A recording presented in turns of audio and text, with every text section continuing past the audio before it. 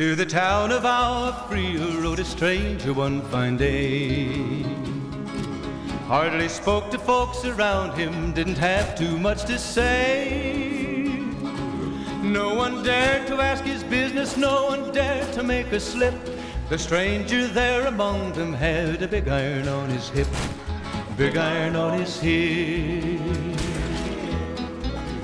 It was early in the morning when he rode into the town.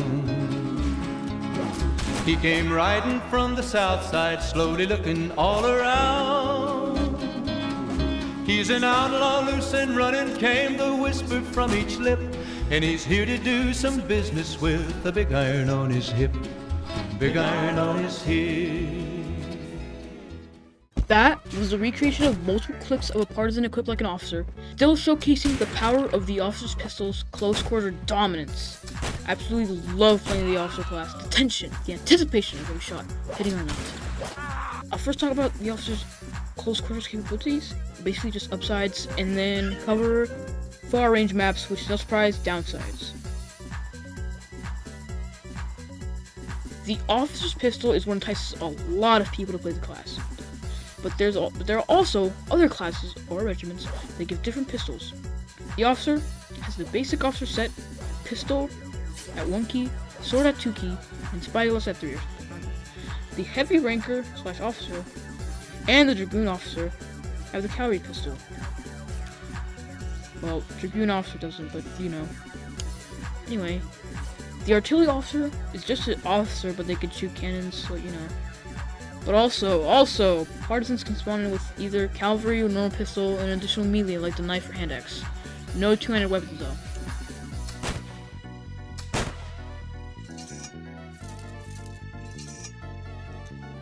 The pistol has the shortest range out of all ranged weapons and is also the least accurate, but gives you the ability to move around while presenting or reloading the pistol.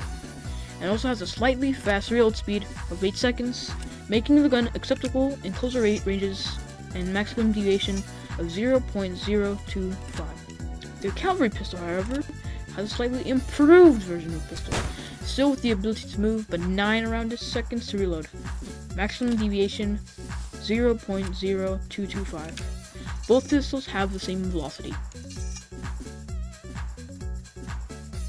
The pistol really strides in close quarters combat, dominating every class it can get a whiff at in CQC.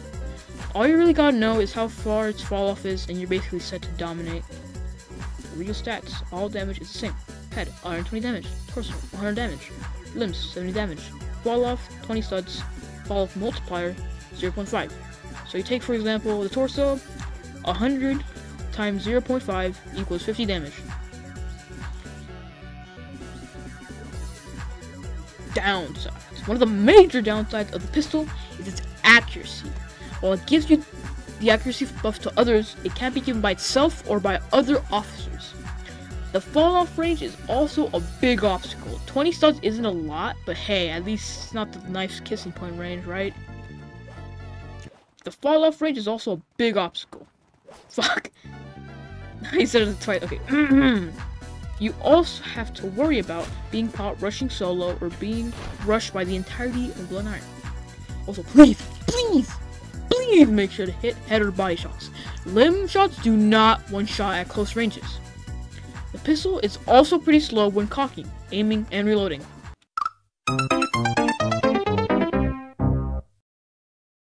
While the officer excels in close quarter combat or town maps, let's talk about the maps that make the officer one of the most useless classes in these maps. Cavalry maps.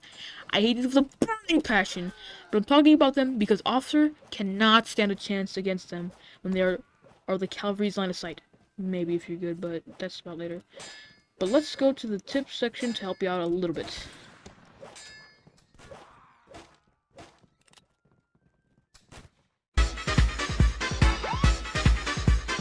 Playing this class is one of the most OP and fun classes in Blood-iron. However, if you want to be good with this class, you have to learn when to perfectly time pop shots or catch people off guard. You can do this by using third person through open doors and peeking in first person. You can also rush very early to catch some people off guard, and I also emphasize cocking your gun and pre-aiming where you think the enemy would go and then firing. Some other very important things to keep in mind is to communicate with teammates, provide ATPs, provide aiming support, anything that helps your team win. While all these pros and cons and tips are all thrown on you, but it's really up to your playstyle and how much you play the class. No matter how many people say you're bad or the class is bad, it's your choice to play it. Play it well. But now, for the moment you've been waiting for, the kill montage. Enjoy.